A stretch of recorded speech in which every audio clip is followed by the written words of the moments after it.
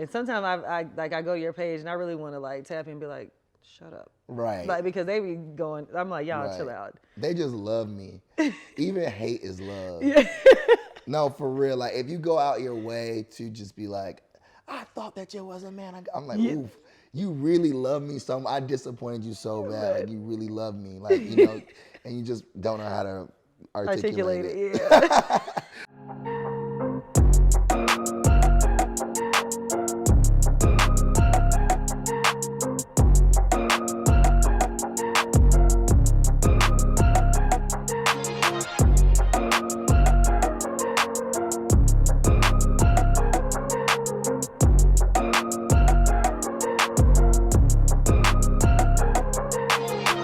Hello and welcome to this episode of Keep It Positive, Sweetie. I'm Renee Hayslett, and today I have with me the incomparable, the talented Dante Bowe. Thanks for Dante, having me. You made it. I'm in your house. Like, You're in my it's beautiful, house. by Thank the way. you. Thanks for having me. Absolutely. No, I've been wanting you to come on the show. There was a time I think we had asked, and they were like, he's not available. So I was so happy when I got the email saying that you could come. Yeah, I had to. Yes. I We've love never all that met you in do. person. I know. Yeah. And I'm a fan, too. Same. I know what you do. I know who you are. Like, so I'm really grateful to be here. Thank you so much. Thank you. Well, we like to start the show off with a song or a topic, and I'm gonna try to sing this song. It's actually one of your songs that I love. It's called "Hide Me." Oh, We're just gonna for sing real? the hook. Okay.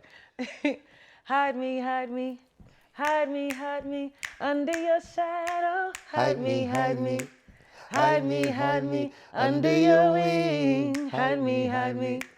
Hide me, hide me. Hey, yes. Dope. Because when we think about everything we go through, sometimes we do just want to be hidden under God's wing and behind Him, like, Lord, protect us.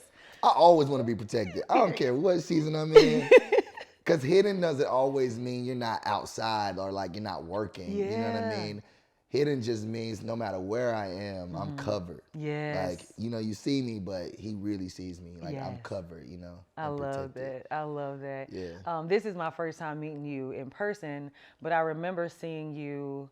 I want to say, what's the Gospel Award show here in Atlanta? Stellar Stellars, Awards. the Stellar Awards. There was a reception at the Thompson Hotel, and you came in briefly. Yeah. And you just had this like, I don't know, it was something very stoic and regal. The way you walked, you like Gucci down. I was like, who is that? And they're like, oh, that's Dante Bowe. I was like, oh, I've never seen him, but I know his voice. Yeah. I was like, that's I wish crazy. we would have met. Yeah, I was out there acting a fool with Isaac. Yeah, that's my brother. Yeah, I'm usually to myself. You were when very quiet and I'm kind of in those reserved. environments, you know what I mean? Still trying to find. I always felt like I didn't fit in all the way. Really? You know? Even though I have some amazing friends in that space, I always feel like when it's a lot of us in one room, I'm like, oof, let me just, you know, find a corner or like just, you know, I'm not shy, but I guess I'm just more observant. I sensed that. Yeah. I did. You kind of like scoping the room out, and it was Yeah. like, yeah, I'm about to get out of here. It was like, I was like, he just disappeared. But no, that was the first time I saw you, and then as I got to know your music more, I became a fan. Oh, dope. The raspiness in your voice, it's something about, I don't know, it's something anointed when somebody has a raspy voice. It just touches the soul different. Right. Like as soon as you open your mouth, I'm like, oh Lord, that was good. Thank you. Thank you. I love it. I wasn't always comfortable with it. Really? No, like I wanted a clean voice and you know, coming up in the industry, you hear people, they have like the smooth, you know, Brian McKnight and, you know, all the greats kind of have this smooth kind of tone. And then you have the few like Kim Burrell or a Jasmine Sullivan. And but that started coming around later as I got older. You're right. That's okay. So R&B and gospel used to be so smooth, you know, the whinings and stuff. Yeah, oh my goodness. So I never felt 100% comfortable. It's now funny. I love it now. It's like my superpower. Yeah, no, it is. Yeah. It really is. It sets you apart from everyone. Yeah. It does. So I want to know more about Dante. Let's go back to childhood Dante. What was it like? Where are you from? Yeah. And also, how did you even get into music? Because I know for me, my mom put me in the choir at the age of 5. For real. And that's how I got into it. It's kind of like, go, you're going to sing, you're going to do something in the church. Yeah. I can hear you can sing. Like I can hear it in your voice. When you said that you didn't always like your voice, I have a raspy voice. Yeah, too I when can hear it. Yeah. Yeah. A lot of singers can tell, like, you can sing. For you can- sure. Yeah. I gotta hear you. When the camera's cut off, I need you to. I got you. Nah, but yeah, I was raised in Rockingham, North Carolina, so super small town.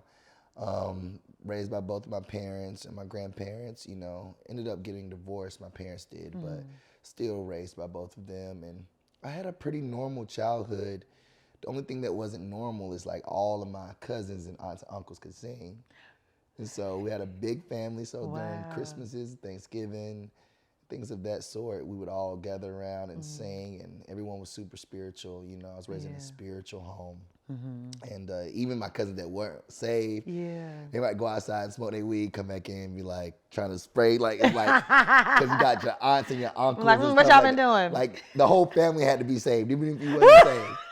Even if you wasn't saved, when you come around, like you gonna act like it. You know what I mean? And so that's the kind of family I was raised in. I never had an altar call moment. I just was raised in the church, like you said. Your mom put you in the choir at 5. Same for me. I was like born in the choir. As soon as I could be on the children's choir, my mom put me in there. I guess it was like another way for her to like have a little freedom, like free time. I had to go to choir rehearsal and stuff.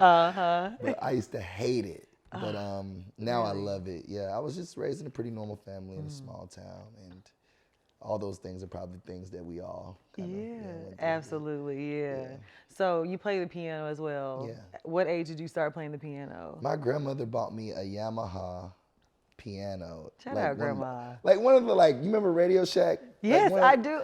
We were just talking about that. Like, there's no Radio Shack anymore. Yeah. So it was probably the biggest gift in my mind. She bought me this Yamaha piano. It was cheap, but it was like the best thing she could have bought me because I spent so much time on it. And that's when I started writing my own songs and stuff. Wow. How old were you then? Maybe 10.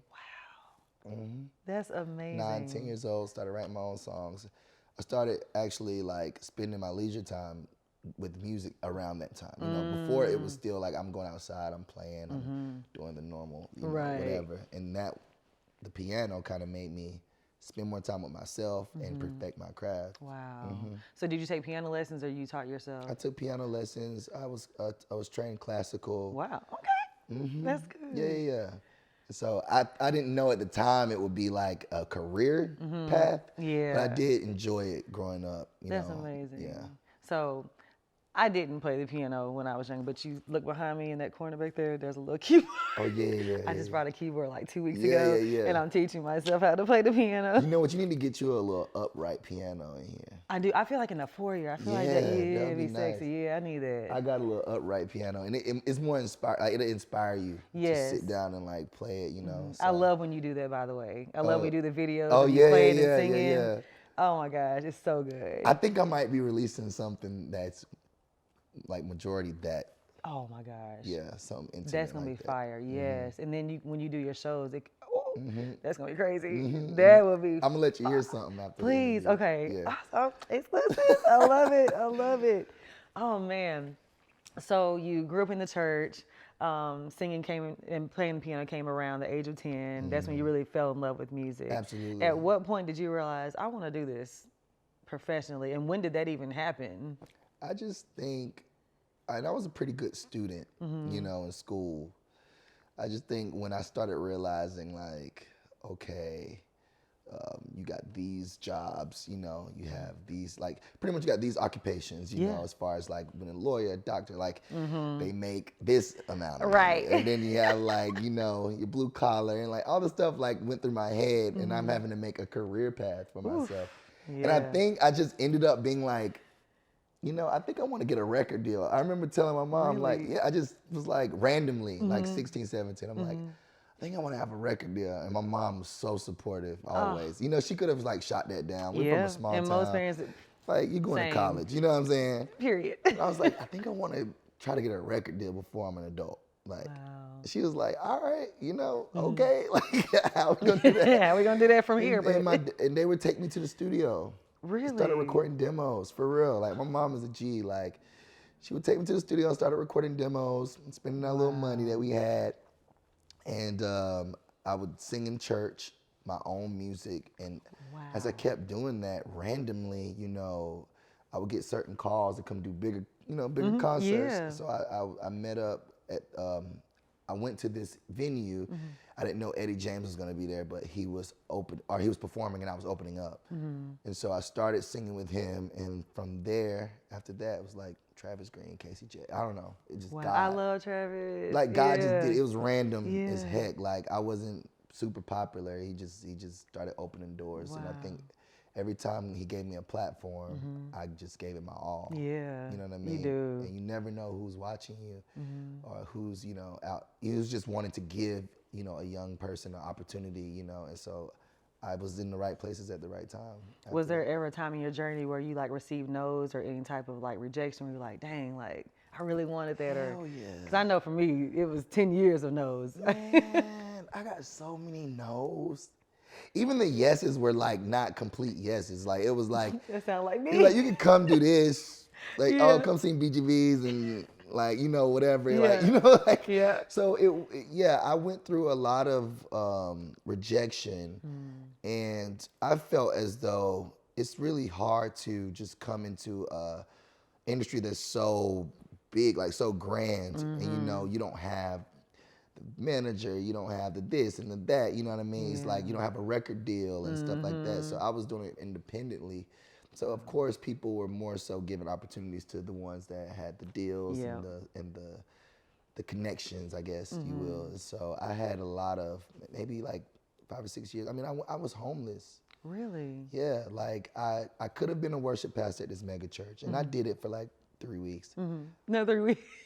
I'm dead like 3 serious, weeks. and I'm sorry, Pastor Jay. You know I love you. We cool now, but I had to quit. He said, we cool now. That is I did funny. it for like 3 weeks, and I was just at my desk after I did all my planning center and all that stuff. I would just be watching Bethel videos like constantly. You know what I mean? Just worship videos. And I'm like, I want to like serve the local church, but I want to serve it like to my fullest potential. Globally, everywhere. Globally, like Yeah. the nations. Yes.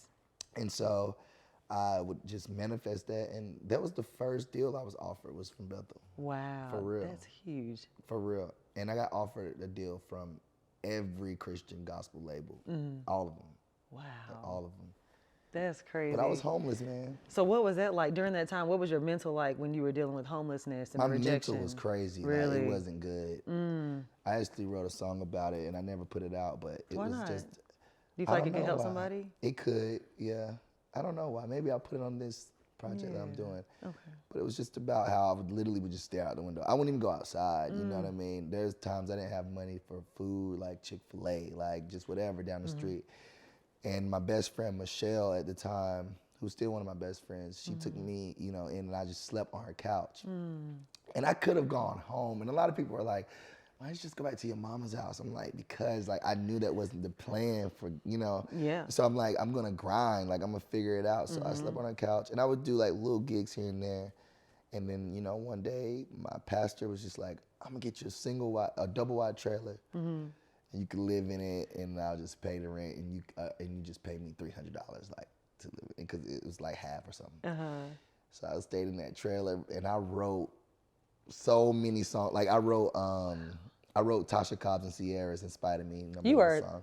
in that double wide. Yeah, I wrote. This is listen, this I is a wrote story, like y'all. like 70% of Maverick City stuff Wow. in that trailer. Bethel My stuff, goodness. Crowder, Chris Tomlin, like. What? But at the time, I didn't know them. I was just writing every day. Writing. Yeah, I didn't have nothing else to do. My goodness. And I remember, I would never forget. I'm sitting on that couch in the trailer, and it was Tasha Cobb's first time technically texting me, and she know that. And she was like, "Dante, I need a bop." That's what she said to me. Like, I need a bop. And I just had so many songs because like while I was in that wilderness, I was just writing a bunch of stuff. So I didn't have to write new songs when these people were calling me. You already had them. already God had was 'em. already using you in the middle of your storm. Yeah, for sure. Oof.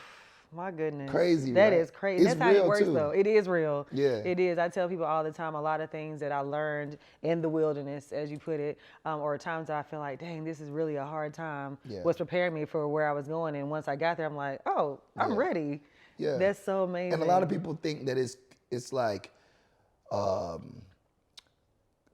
lot of just prayer, supplication, and just suffering and this and that. And it's like, look, man, while you're in a bad place, don't make it worse. Like, I think like you can stay and complain, or you can stay and like, you know, dream and write and, you know, create a vision and like, you know what I mean? Like, Yep. I used to make like vision boards and stuff like that while I was broke. Like, Wow. you know what I'm You saying? had the vision. Yeah, it's only You when have you to get see it. comfortable and just waddling in your sorrow instead of, you know, looking at the bright side like, okay, I can use what's in my hand.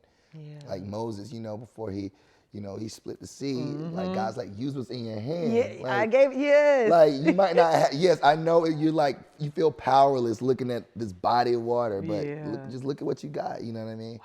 So I had to look at what I could, you know, what I had, and it was writing songs, you know, before I could be this artist that I dreamt of being. Yeah. It was like, you know, start from ground zero, just write. You don't got to know the people yet. I love that. My therapist always says, you lack nothing and you have everything you need.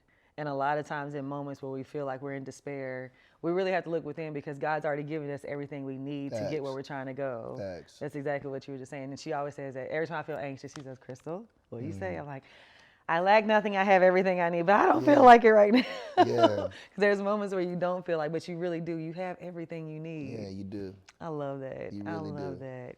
So you went from singing with Bethel and then you sang with other music collectives. What was it like going solo? Because now you have embarked, in the last, I guess, year or so, you've embarked on just Dante Bowe. Like, this is you by yourself. Because, what was it, Kelly Rowland said that when she's on stage without Beyonce and Kelly, without Beyonce and Michelle, it feels weird. Okay. So how was that for you stepping out? And you're like, it's me and my background dancers and my vocalists. Yeah, I mean, I would say I went solo again. Because before Maverick City, the Bethel deal was solo. Okay. So I signed a solo deal, and I did a song called Joyful, which was #1, and I did all the award shows. I got most Grammy nominated in one term. Come on, as a solo artist. Talk your talk. You got what? And, I'm the most Grammy gospel. I'm the most Grammy nominated artist in one term. Wow. Historic. That's amazing. And the first to chart CCM and gospel simultaneously. And I said it with all humility. Yeah. Because obviously God, you know, is leading me. But I definitely feel like after singing with a collective, after singing with Mav, I think I went and had to reimagine myself, you know, as an artist. And so it does feel like the first time I'm solo. For the first time. Yeah. Yeah, it does So feel when that you way. were in that reimagining period of your life, what was that like? I really was just asking myself, like, who are you really? You know, like, I was trained to hide and give false image. Not even like in a bad way, like not in a bad way, but you know, when you are, you know, the face of something that's, you know, sacred, or, you know, probably Disney kids have the same problem too. Like, Absolutely. you know, probably not everything. Then that's they go out sacred, and start living their life, and they're like, yeah, you but ain't like, but when you're just so positive all the time and nothing is wrong ever, it's like they taught us that, and not just they. When I say they, I mean just the church. The church, yeah. Let's talk about it. And so it keeps you bound in a way.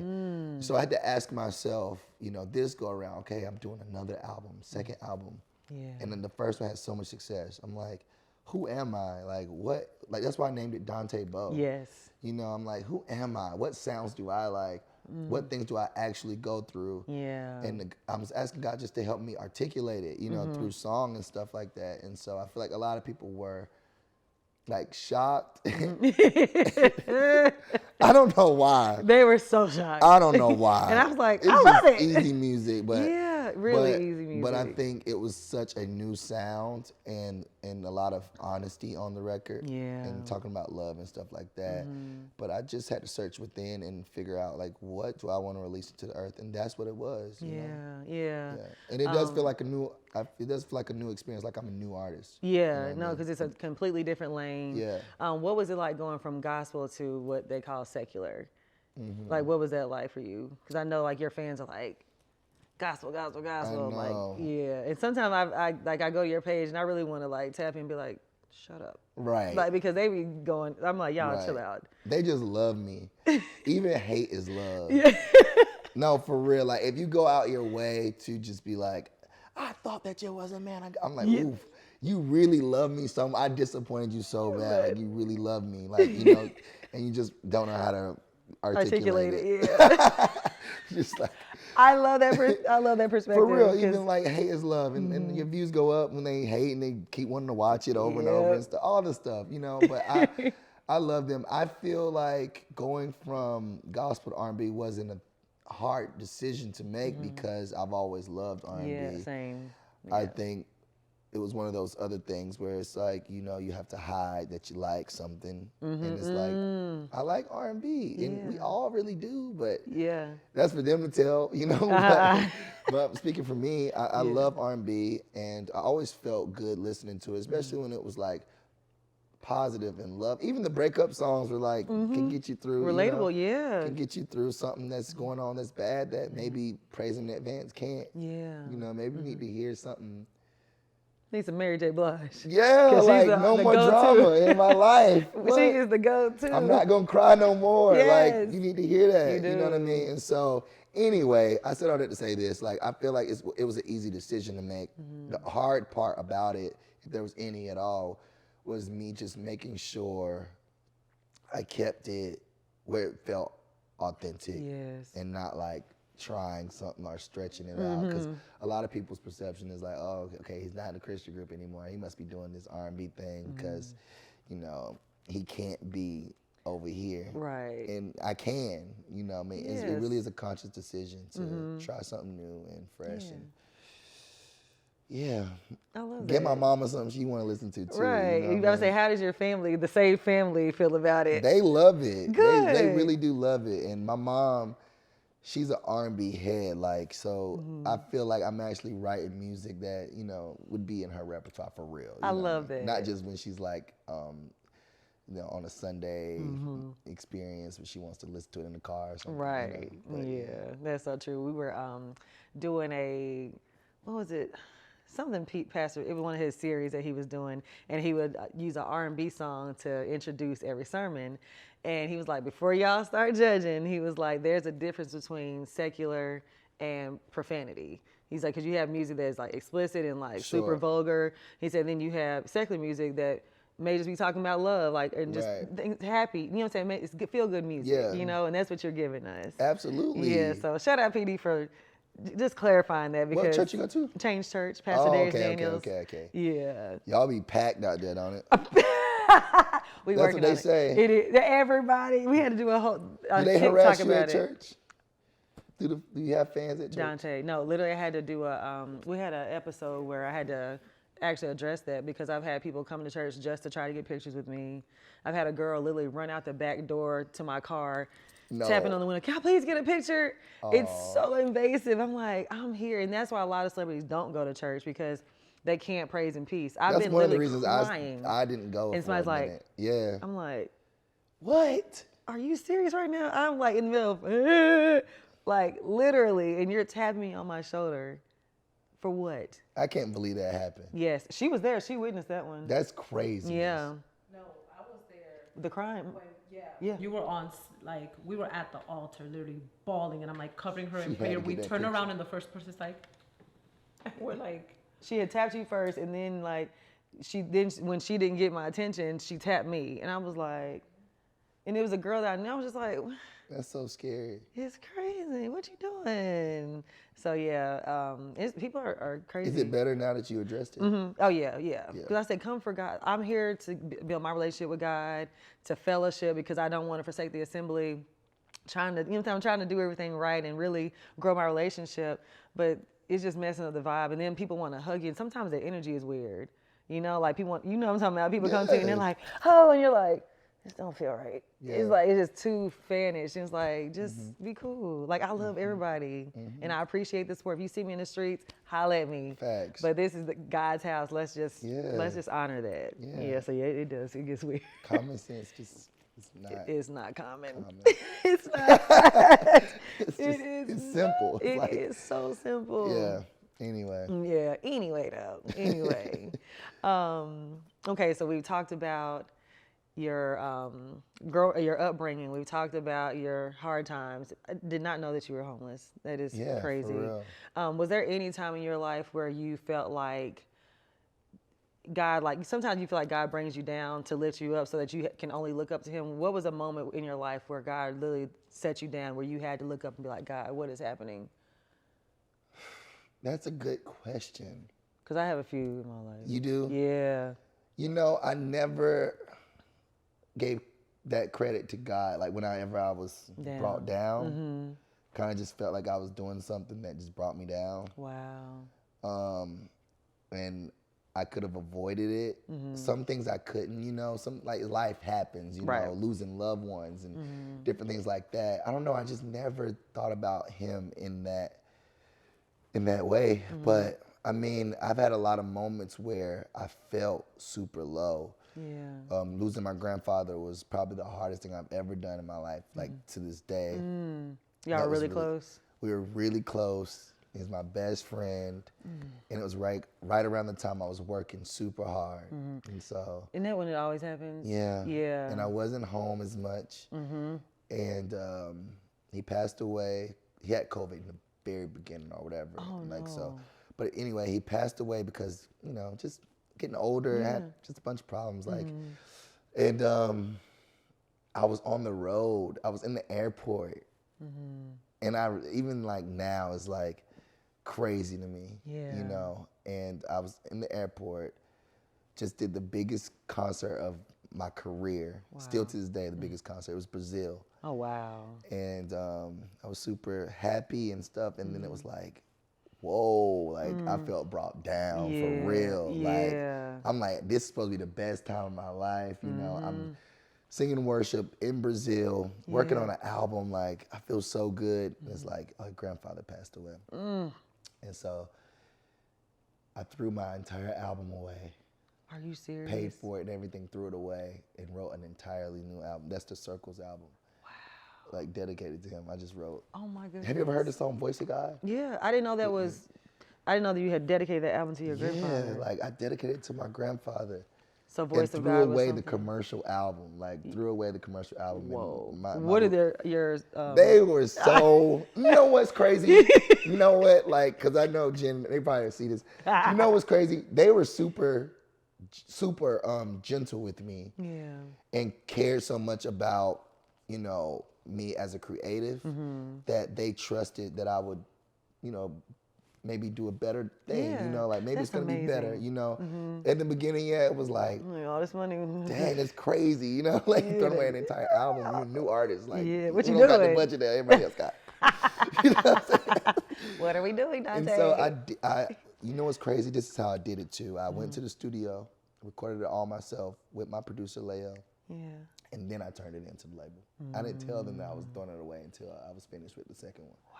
Were you already with True? Was this the same label that you were now? No, I was with Bethel Music. Okay, at the time. okay. And so I turned it in. And that's the one that made history at the Grammys. Wow. And I felt like it was because of my grandfather. Because your granddad, yes. Ooh. I really did feel like it. I didn't do the commercial thing. I did something that I really wanted to do. Yeah. That's what normally hits home. Yeah. That people connect to. For real. Yeah. But I felt like, Ugh. like the cuss word. Yeah. You don't cuss at all, Dante? I do curse. Okay. Yeah, I say bad words. Like I what? curse, but like, you see that video? You know what's crazy is like I tell all my friends, look, I curse when it's necessary. Right. Sometimes when it's not, but Same. mostly when it's like necessary, I'm like, I don't know how else to say this. But. Yes, and then I say it.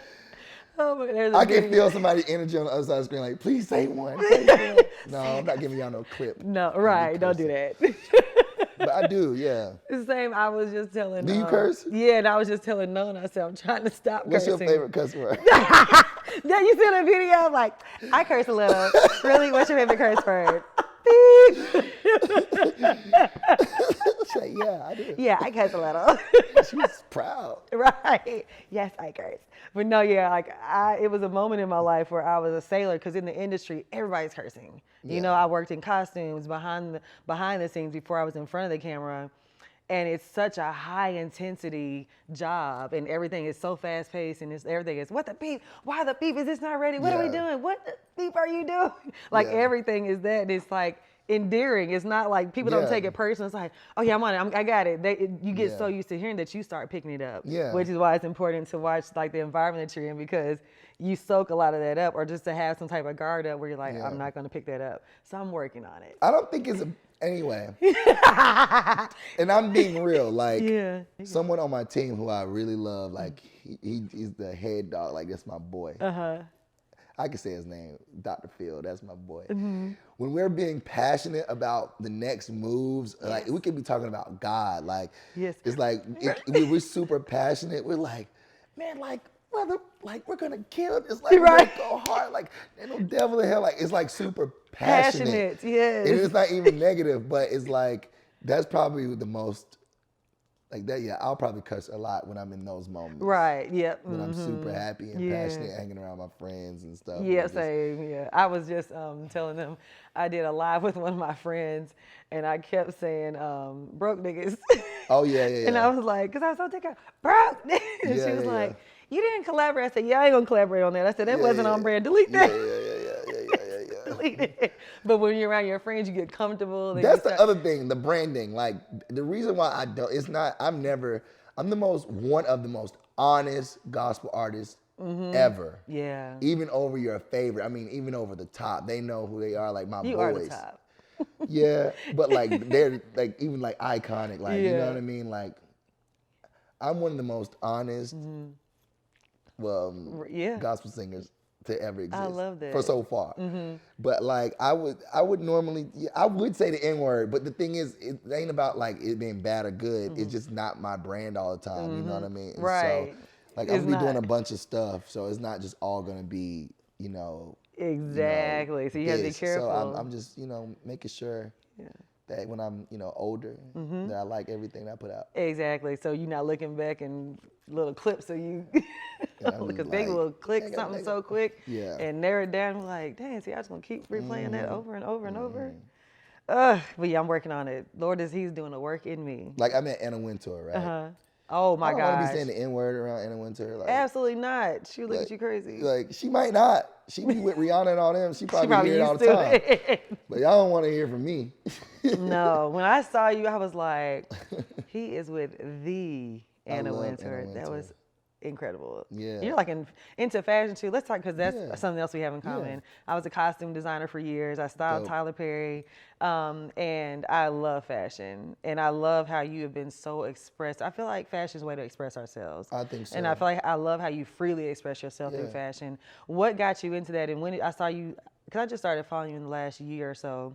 I was happy when you followed me. Really? Yeah, Aww. I was. Yes, I was happy you followed me. So I was like, oh, friends, okay. Because I just loved your music. Yeah. But then I saw you were into fashion too, and I was like, yo, I was like, that's so dope. When did you start going to fashion weeks and like you connect with all these designers? I took a break this year. I'll probably go later in the year, but I was always into fashion. My dad was super stylish. Like he would wear, he would put the creases in his jeans. Oh yeah. He'd put his Timbs on. His t-shirt was always white, like super fresh. My dad was the freshest dude ever. Like skin was glistening, like what I mean, gangster. Yeah. But he was just always fly. You know what I mean? Had his chain on, whatever, his jewelry. And he really took pride in how he looked. And my mom was the same way. She like the female version of that. She had a Mary J. Blige boots. My mom used to really dress. So I was just raised around it. Yeah. And then even when I started, going to church, my grandmother, being a missionary in the Church of God in Christ, Church of God in Christ, she had her hats. Listen, I was Koja for a little while. It's like we dressed up all the time, every Sunday. We dressed up. Like they would put us in suits and stuff as we 3 years old. Literally. So I was always into fashion. I think when I started making bigger checks, I was wanting to, I did this the first year, which was a mistake, but nonetheless, I did it. I wanted to really start having more influence in fashion. So I was just buying a bunch of stuff. That's one of those times. That's right. But I was just buying a bunch of stuff. And I'm just like, all right, nah. Like, I just signed this deal. I don't know if I'm even going to pop. You know what I'm saying? And so I started really making connections in the fashion industry. And I won't go into detail about how I did it, but like I was more so just on Instagram, and I would hire stylists instead of like going to buy a bunch of stuff. I would hire them to pull, and the more I would pull, you know, the designers would notice me and different things like that. And then I signed my new deal, and my manager is a fashion girl, like, you know what I mean? First of all, she is so fly. She's so fabulous, right? Oh my goodness. And so she got me, oh my God, it's just crazy. First meeting we ever had, like, we were sitting eating, and I never go eat with people like after I do a gig, really like that. So I was like eating with her and her husband, and she was like, yeah, I want a fashion week. I'm like, yeah, like I've been into this fashion thing for like 2 years, whatever. And she's like, oh yeah, like I'm doing a bunch of Vogue stuff. Like she's like, I'm Vogue 100. I'm like, what the heck? And so as she became a part of my team, obviously I've started, you know, doing more with Vogue, who I love. My stylist is the men's editor of Vogue. Wow. Yeah, Michael. Shout out to Michael. Shout out, and Michael. That's amazing. And so I work with him and this guy named Charles Rose, and they do all of my styling, and you know, got to meet Valentino and all kinds of stuff I've done. Yeah. You know what I mean? But I love that. it's only been, you know, 3-4 years, and so I'm looking forward to the future. Do you feel like you would have your own line at some point? You know, it's like, that's too much. You're like, I'm cool. No, I would do collab. You know, I want to be so. Oh, yeah. Well, I want to have, you know, a lot of influence. Period. But I do want to be so respected in fashion to where I could do a collab with Louis Vuitton. Do a collab specifically. I'm sorry, Dolce. Actually, I want to do a collab with Dolce & Gabbana because they always look out for me. They gave me my first customs. Really? They gave me my custom suits Dolce. and stuff like that, and so I'm really close to Dolce, and I really.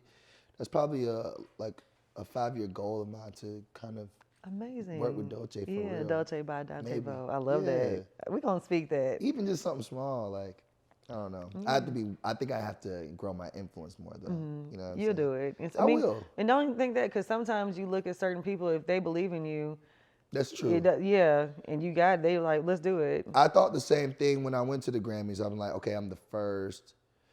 Like when we asked them to do it, I'm like, they're not gonna do this. Like I will be the first gospel artist to wear a custom Dolce suit. Like literally will be the first gospel artist. And I'm like, they're not gonna do this. And they answered back and did it. Wow. Like they took it serious that I was nominated, and not just like, oh, you don't have pop song of the year or R&B song of the year. You know how it is. Yeah, I do. And so I feel like they respected me. That's amazing. Yeah. I know that felt good too. It felt so good. Yeah. Because sometimes you feel overlooked when you do, you know, and I know I'm doing R&B now, but I still feel like I'm a part of the community of gospel. And sometimes you do feel overlooked when you're in that genre by the world, when your music is really, people take from what we do and create their own. About it. You know what I mean? When you look at Kanye and Chance the Rapper and Wale and Pharrell, like the choirs and the stuff, like it's just They do take. That's real. in a good way. Like it's they're inspired. But I feel like when we're in that environments, we're not always respected like that. You know. I feel it. I feel like as an actor, I feel the same way. Yeah. You know, as a black actor trying to make my way and find my way, there are a lot of times I feel overlooked. There's roles that I've auditioned for and felt like I killed that. I know I got that. And then like, oh, we decided we're gonna go in a different direction, or oh, we're actually not gonna do that role anymore. It feels like it's always something. Yeah. And I have to remind myself, God had you exactly where you're supposed to be, and look at you. You're doing amazing. Don't get too far ahead of yourself, because there's so many times where I get, I've been guilty of wanting the accolades and the recognition of other people that I forget I've already got it from the one who I need it from. Period. Yeah. You know what I'm saying? Yeah. So I had to stop doing that, because there's times where, especially during award season, you'd be looking like, how they? That's a stressful season. Oh my gosh. If you're not like, oh, I could be so vulnerable right now. You're on the sofa. Like, this Grammy season was so hard for me. Really? Like, I went through a mild depression, and I didn't even know. I was like, oh my God, I need healing in this area. Like, I didn't even know. Yeah. Because I had, you know, since I've been in the industry, I've been nominated for one, you know. And so it's my first year, and I was just watching my friends go and like just thrive, and I'm so happy for them. And it was more than it was I wanted, more than it was envy. It wasn't. It was I want to be there with them. Like, you know what I mean? Like, I don't mind you being there, but like, I want to be there too. But me being at home, sitting on this bed is like crazy to me right now, watching all this stuff. Yeah. And my friends are so great. They're like, bruh, you need a break, bruh. Yeah, you've been dominating. They like have the most simple answers. They're like, it's fine. They're like, it's going to be your season and it's not going to be your season. You know what I mean? You go through those challenges. And I think it's important that we really do what you said, like look to the one that actually does care and pay attention all the time and that actually, you know, gave you the gift in and of itself. And I feel like sometimes it's a smack in the face when we're like, oh, you're not doing this and you're not doing that, or I don't got the award, and you just complaining to God about everything, you know. And I feel like I need to, I'm gonna take that note, like just look at the one who was always, you know, there, you know, instead of the people that aren't paying attention. Hello, they will soon. Do you feel like a part is because you're like basically starting all over? It's fair, it's fair. You got to work your way up in this new level now. It hurts, but it's fair. You know what I mean? It hurts, but it's fair. Yeah. He's like, it hurts, but it's fair. Well, I would like to know, and I'm sure the audience would like to know, what is next for you? I think I'm trying to think of what I can tell. Right, I know. That's like when people ask me, so what can you tell us about season 7? Yeah, I'm trying to think of what I can say without getting in trouble. I mean, new music, obviously. I'm not going to be incognito about that. New music. Can I say this? I'm going to be acting. I can say that. Come on! I'm going to be acting. Yes. And I'm excited about that. That's awesome. And just doing my one-off tours. So just a lot of music and touring. I love that. But the acting as well. Okay. I love that. And all the time that you're working, you're touring, you're working on new music, taking acting classes, I guess now. Are you like studying and doing scene study and trying to figure out? I need to do more. Yes, I did it for a little while, but I need to actually do it because it just came to me, you know, like I got, like this is the second like offer, you know, one was for BET Plus and then there's another one like I can't talk about, but it was like just random. So I'm like, maybe God wants me to like really see what it's about. So I'm gonna start. I need to ask you what I should do. Yeah, let's talk. Yeah, we can talk offline for sure. Yeah, I would love to help you. Yeah, for real. Yeah, no, that's for sure. So how are you balancing out? Because it seems like you got a lot going on. Is it tough balance? For me, I get a lot of anxiety when I have a lot going on. Really? Feel overwhelmed sometimes. Even this month, I was like, I don't have an assistant right now. And I was like, I need an assistant. Like, if nothing for just March. So I've got a live show coming at the end. I'm putting a lot on my plate with that. Because, you know, as creatives, we think you doing a live show for my podcast. Oh, yeah, okay, on March 30th. Yeah, yeah. So like even that, I want it to be big, and I'm like, I want to do this and this and this and this and this, and Dinorah has to pull me back down. She's like, hey, because as creatives, we think like this is I think like it's Beyonce. Like I'm like, I want the LED screen, I want the lights moving, I want the floating, I like everything. For sure. And that, and then sometimes we put more on ourselves than we have to. Absolutely. So I'm balancing that right now. Do you have any issues with that? I'm so good. Really? At delegating. It's delegating? That's the word. Nothing I don't want to do. Okay, I want it done, but I don't want to do it. What we gotta do? We gotta pay. I mean, my team probably will laugh at this, but I have a great assistant. The thing is, when you don't have one, it's the hard. I've went through that. You know what I mean? But it's hard to find one too. That's my issue. And stuff like that. They're around burned. You all the time. And, yeah, right. But I found one of my childhood friends, the best assistant I've ever had. Really? And so I'm like, I call for anything. Yeah. Anything. Done. You know what I mean? And so I like delegating, and I feel like that's helped me keep the peace where there used to be chaos, because it was kind of chaotic, but it's been great. I love that. Yeah. It's okay. I'm going to take that. Delegation. Delegate. Because Tyler used to always tell me that when I was designing all his shows and I would still have to travel with him. I'm like, T, this is a lot. And he was like, build your team and delegate. Why are you trying to do everything? And I'm like, you're right. Because I was thinking that was part of my job, is to do everything. Like, it's my department. I have to do this. He's like, no. Yeah. Hire somebody to do it. It's like I always know what's going on, but I definitely, I have no issue. Like, Deborah, can you? You know what I mean? Yeah. My manager, can you? Like, you know, I tell her, can you do this? You know, And the things that I can do, I will carry my weight. I'm not lazy. You know what I mean? Yeah, Like, right, you know right, what yeah. I'm saying? I'm not saying be lazy. I Right. definitely do what I can do. But the things that kind of take up just time that I don't have, Yeah. that's usually when I delegate. Yeah, I gotta work on that. It's so funny. We have a saying, But women are like that, though. women are naturally. Y'all just want to do it. Like, We do. and then you a black woman. Right. You want to get it done. Period. So you're going to like, you know what I mean? You busy. Yeah. You're busy. Yeah, very busy. Yeah. Yes. I see that.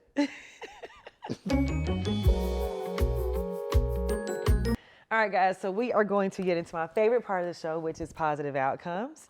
And Dante, this is where our listeners write in and we give them advice. Okay. So we're going to see what Natalia has to say.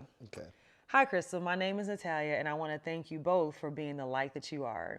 You've impacted my life so much in such a short time, and I'm really grateful for the way you encourage people to build a relationship with God. It has helped me so much. I'm an 18-year-old girl juggling my relationship with Christ, my flesh, and the pressure to be the best version of myself. I'm really struggling with the pressure of everyone's expectations of what I would become. I graduated high school right after I turned 16 years old, and everybody was expecting me to become a lawyer because it was what I had said I wanted to do since I could remember being asked the question. I'm now starting to feel like it's not what I want to do, but again, the pressure and the expectations come into play. I know I have to live for myself and not everybody else, but it's easier said than done when I don't know if I'm going to be making the right decision to change my path. I've always been known to be a great student, and everybody expected me to be successful in the courtroom. Part of me still wants to be successful, but the other part of me is scared of the possibility that I will fail. Do you have any advice for young adults trying to find their way while being faithful to God? Oh, well, Natalia, thank you so much for writing in. I would say I know when I was young, I wanted to be a nurse, a doctor. I probably wanted to be a lawyer, and I wanted to be an entertainer.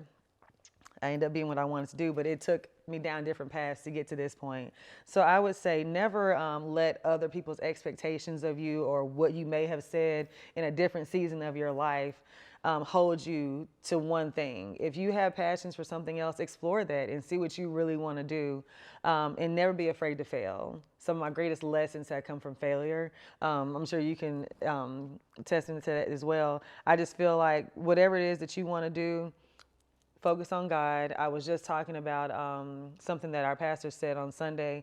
A lot of times we're like running after progression, but we're not seeking the presence of God. So I would tell you, while you're running after trying to figure out what you want to do to get ahead, also just sit still sometimes and really talk to God and say, hey, God, what is it that you have for me? And I feel like you'll have some clarity in that. Yeah.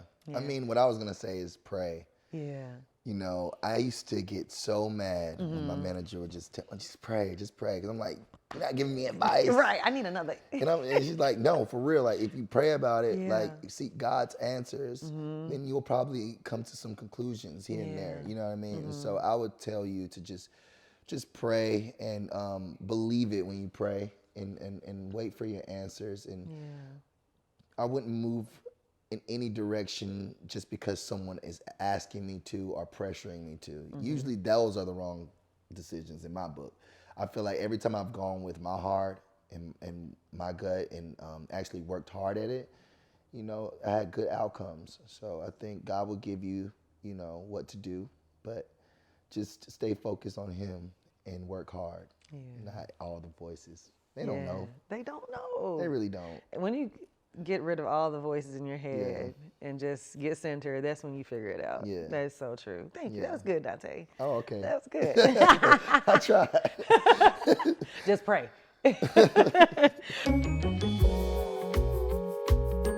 So the next thing we're going to do is what I'm going through and what I'm growing through. Okay. And I'll go first just so you can kind of see how we do it. But this particular season of my life, I am still going through, I just talked about this, I'm going through a season where I am trying to make sure that my walk is aligned with my career. You know, because sometimes I would tell people the character I play, I wonder if God like judges me for that. Like if He's like frowning on me for the character I'm playing versus who I am in real life. And should I play certain characters or should I, you know, I'm like, I'm just portraying that. This is something that really happens and I'm a creative and I want to be free in my art. But at the same time, struggling and trying to find that balance of what it is God really wants me to do in my career and in my life, so they both align. So I'm struggling. I feel like acting though is like, I mean, weren't some like there's some Christians that were crackheads before they became Christians. There's some Christians that were prostitutes before. There's some Christians that were evil or promiscuous or whatever people would consider bad. Like there's a list of that stuff. Yeah. And so I think telling those stories are kind of important. And I think a lot of times it does make people feel uncomfortable. But it's like that stuff be in your family. Yeah. And it be around you. And it's like, I feel like as an actor, it's important to really be bold in telling stories. And that's what we're doing. That's Storytelling. hard. You know what I mean? It is hard. Anyway, it's not like a song. I can choose whether to be promiscuous. Like I think it's different. Like, God Like, really I'm gonna does write have to be about pleased. this. But yeah, it's like I'm writing about it. It's important, you know. But like I think Right. when you're like on screen and really giving us, you know, bring us something that's horrible to light, you know what I mean? I don't know. I feel like that could be a help to some people. Anyway, What about you? what am I going through, right? And growing through. Going through right And it can now. be the same thing, like if there's Yeah. something that you're going through right now. I'm going through, I would say, insecurity as far as like my career is concerned. I'm just, sometimes I'm just really insecure and just thinking like, okay, when does it stop? When does what stop? The career. Oh, Or will it ever? oh my goodness, I deal with the same thing. I'm like, okay, are people still interested? Are they not? You know, I go back and forth lately with that, and I used to not be so insecure about it. But it's because I'm doing new things and trying new things. So what I'm growing through would probably be that. You know, I'm growing through insecurities and really trusting that God has me in the right place at the right time. And as long as I'm faithful to Him and I'm treating everybody right, I just trust that, you know, whenever it ends, I'll be all right. Yeah, You know what I'm right. saying? At least, you know what I'm Yes, saying? So, yeah. or if it ever ends, you know. Yeah. I love that. I love that because I definitely struggle with the same thing. It's hard. It's ain't it? hard as a creator because your life is in God's hands, you know what I'm saying, ultimately. But there are so many people that, you know what I'm saying, your livelihood depends on if they like you or not. Or Being likable is such a stressful Yeah, thing it's sometimes so because it's just like I'm not that person at the party. Like I don't care usually, but it's like you have to care if people like you, and you know, anyway. Yeah. No, I love now you I'm like just, anyway. Now I'm just chatting. No, you're good. So to close out, we fill in the blank, keep it blank, sweetie. And for this episode, I am going to say,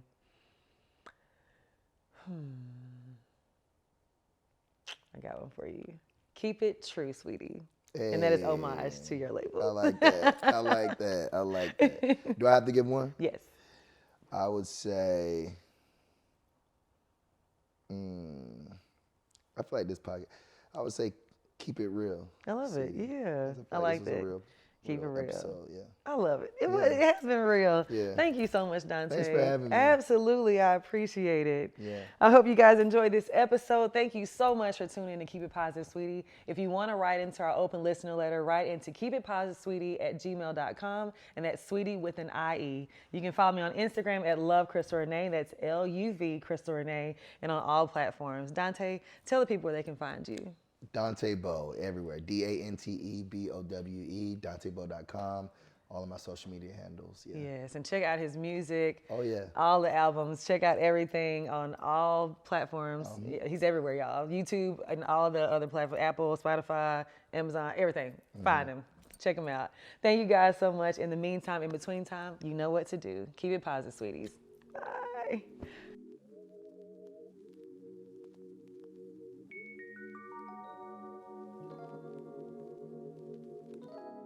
Jesus, thank you so much for a new day. Yeah. A new day to say thank you.